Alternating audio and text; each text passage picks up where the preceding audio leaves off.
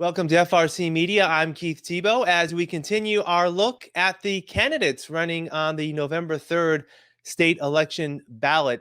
You know, there are 3 state representatives that represent the city of Fall River. 2 of the 3 state representatives running for re-election on the ballot this November are actually running unopposed. And I'm pleased to be joined by one of those candidates. We are pleased to be joined by State Representative Alan Silvia. Representative, thank you for joining me. How are you? Good, great, Keith. Happy to be with you. Thank you, and I appreciate your time. Even though you're running unopposed, it's still good to get your views on what people need to know. You still need to get some votes, right, to get elected on November 3rd, right? We want to be sure that people are informed. That's so important. So we thank you for doing this. So let me ask you. You first were elected, I believe, was it 2012? Was your first election to the office? 2012 was the first election. I was sworn in on January 2013, and so this is my 5th term coming up. Right. And I'm getting a little better at it, Keith. You know, it takes it's amazing. You know, the relationships and the bonds you make with my colleagues, not only locally but throughout the Commonwealth, is very important. You know, with the governor's office, with all of those commissioners. So those things are important when we're trying to deal with local issues, helping constituents, which is something that I really take pride in because, you know, if there's one thing that we do well is constituent services, working with the people who live in this community from the Battleship, the Braga Bridge, 195, all the way to Tiverton, Rhode Island. We're there. We've been here in this office. One of the greatest things I ever did was kept this promise of having an office that was accessible and opened on South Main Street. It's the best thing that we ever did because obviously it gives constituents the opportunity to come in here. Throughout the pandemic, we've been open. We've been here, you know, basically Monday through Friday. We're closed on Wednesday, but open on Saturday. And we've been here dealing with those issues that are so important to people. Hundreds of constituents came to this office to where we assisted them in getting their unemployment benefits, the issues with helping small business. So it's been probably the most important thing that I have done to keep in touch with constituents. Yeah. Let me ask you, as you look back on your first 4 terms in office, is there any one initiative or maybe one bill you sponsored or co-sponsored that you're particularly proud of in terms of your service to the people of Fall River? I'll tell you, Keith, you know, most of the bills that I file come from people in the community. They come to me and say things like, you know, why aren't we doing more for preschool children between the ages of 3 and 5?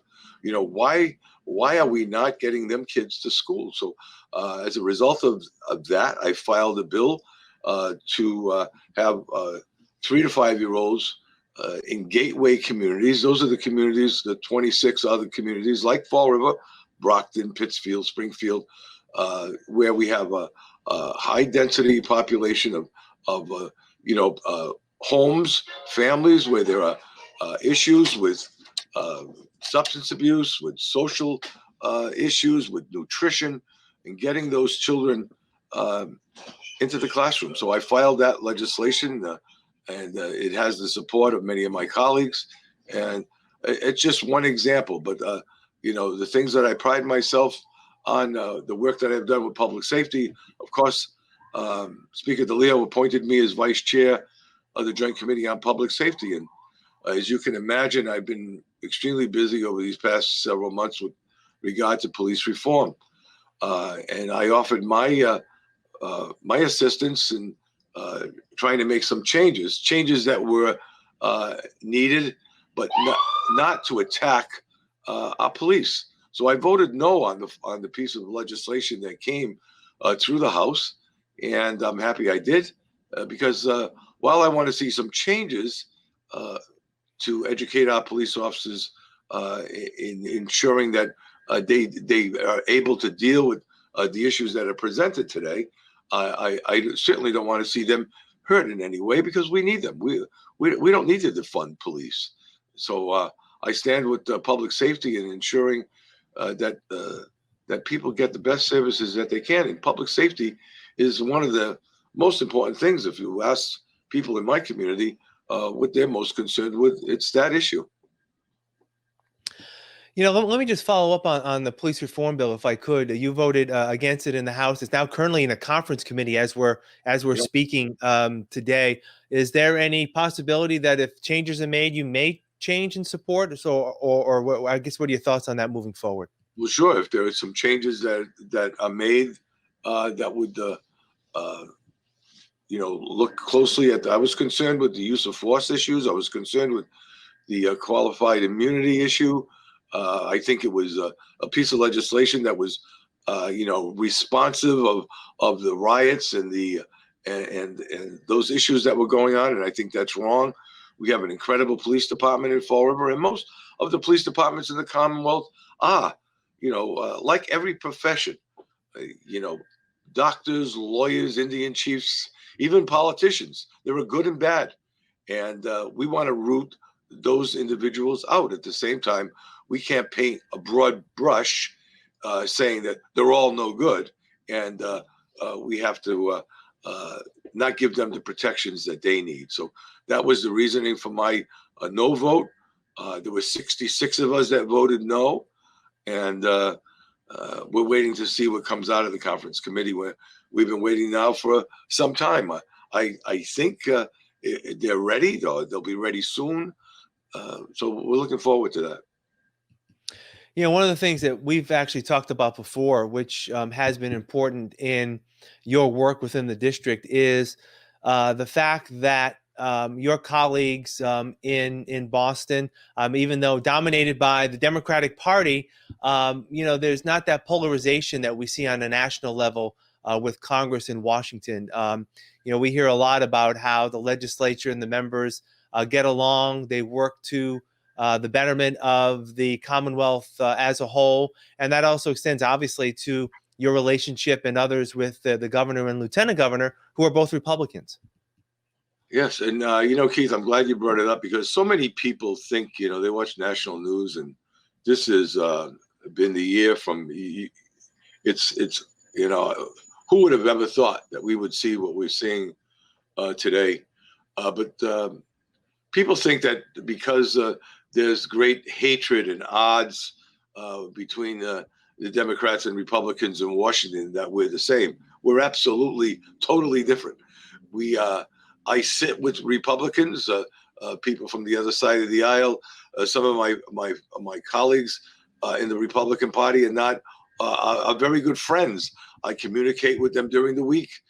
We talk about issues, especially the police reform issue. So we get along, and we often disagree, but we get along, and we're able to come up with a consensus. And that's what this is all about. It's reaching a consensus that's going to benefit the people, while always keeping in mind my constituents, the people that I represent. So, what's okay in Pittsfield or in Springfield or out in the Berkshires is not okay for the people that I represent in Fall River. So I always keep that as a focus, and it's served me well.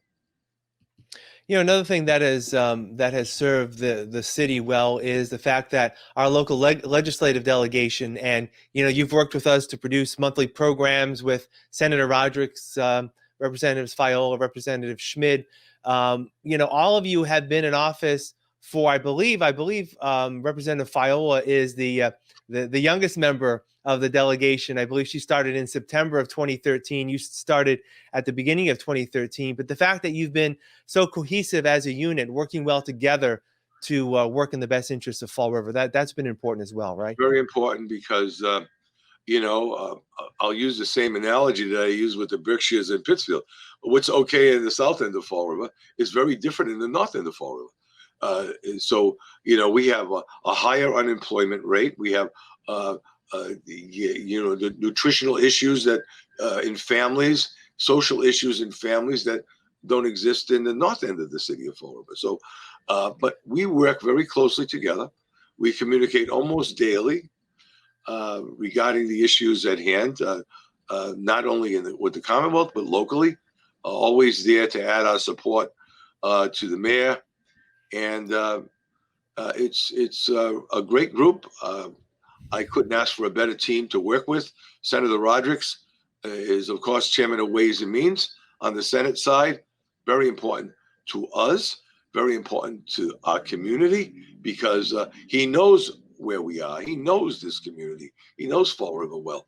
And that makes it a lot easier when I speak with him about our needs and how we can loosen some of those, some of the revenue streams that are going to best benefit the city. I tell you, Keith, our focus always is getting more of those dollars in Chapter 70 for education, Chapter 90 for sidewalks and streets, and the unrestricted cash that Fall River receives. Of course, we were able to get to equal the amount that it received last year with a little increase, even in the midst of this COVID crisis. That's incredible. And that's what keeps our tax rate down. That's what our people are already paying enough in real estate tax. They're already paying enough in the water and sewer via CSO. So that, that's greatly helped our community and helped and benefited the people here in the 7th Bristol District. So let me ask you, moving forward for the next couple of years, obviously COVID is still going to be a dominating force in the state legislature and at all levels of government, all levels of life, really, as we continue to move forward. But even COVID aside, are there any new initiatives or any initiatives you feel passionate about for the next term? Well, I'm passionate about a number of things. I filed 17 bills.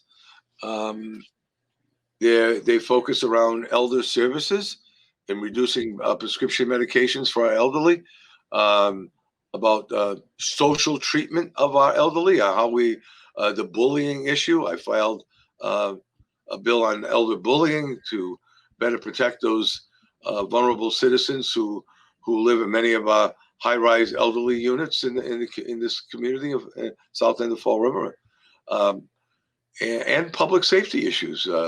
In the relationship that we have with those organizations that support our elderly are so important. So I want to continue to focus on elderly, and there's two parts of society that I worry about the most. That's our youngest children, as I mentioned, the pre-K, 3 to 5, education, and our elderly. They deserve much more than they're receiving. They've been the biggest recipients of the tragedy of COVID. The majority of those that have suffered are elderly, and we want to continue to improve their lives. I always laugh when people say these are my golden years when they come into my office. They're not so golden. We want to make them golden years. We want to make those their lives better in this community, and so I'm going to be focusing on that and continue to focus on my committee of public safety to air out these issues. I do not think the police reform bill will come out of committee better than when it went in. I have my doubts about that. There are pressures from all of those organizations that support that, the Black and Latino Caucus and others. And while I'm sensitive to those issues, I don't want to diminish our police in any way. I want to keep them focused on this community and providing the best services that they can. All right, State Representative Alan Silvia, Democrat from the 7th Bristol District, running unopposed on November 3rd, but you still want people to vote, right? They still to get out. We want people to vote, and we want people to know, Keith, that we're here every day. I pay for this space. I could take free space at the government center. I chose, I'm the only one who chose to do that. I pay $1,200 a month with utilities and rent to be here so that people can have access. They can come right to the front door. I'm looking out right on South Main now. And they do. Believe me, they do, with every issue you can imagine. And we're happy to help. Hats off to my chief of staff, Clara Fallon, who does yeoman's work in helping citizens in the south end of the city. So thank you to all of you. Please know that we're here, and we love doing what we do. I've had many years of service, and it's a gift that I have, and I want to keep doing that for the people of our community. All right, Representative Silvia, as always, thank you. We'll talk again soon. Thank you for joining me. I appreciate it. Bye-bye. All right. And thank you for joining us today on FRC Media. And please make a point to vote on November 3rd.